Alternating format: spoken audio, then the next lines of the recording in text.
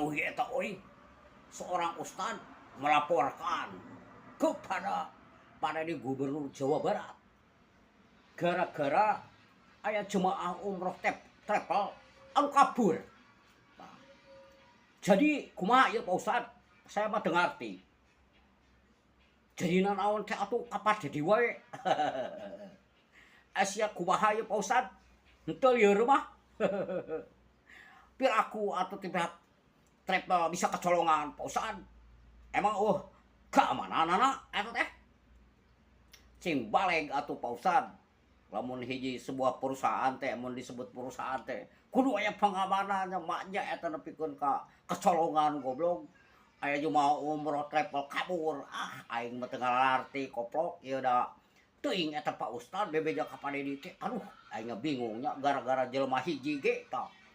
Arek dipirakeun deui ku Pak Ustad tah. Teuing eta Pak Ustad mana aing teu apal lah aing mah.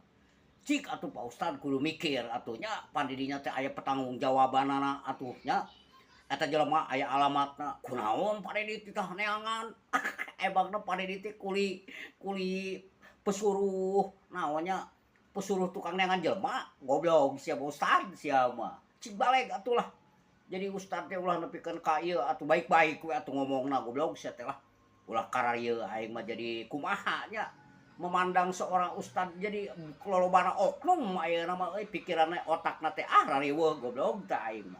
Jigana eta teh kieu barudak eta si ustad teh jigana teh tara ngopi teh geuning adi gigireunna aya wewe nyusu atuh goblok. Amung kopi mah nyusu we eta awewe kalau ungut we nya koplok nya cing baleg. Jadi ulah sok nyalahkeun ka gubernur wae atuh naon teh. Pan lumuh da meureun jelema eta teh meng bebeja henteu ka Padedi arek umroh.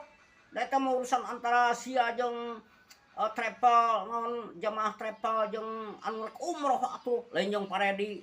Sia mah hayang we nya arek mun hayang ngajatuhkeun Padedi teh nya loba goblok anu rek ngajatuhkeun Padedi teh. Ngan hese anjing.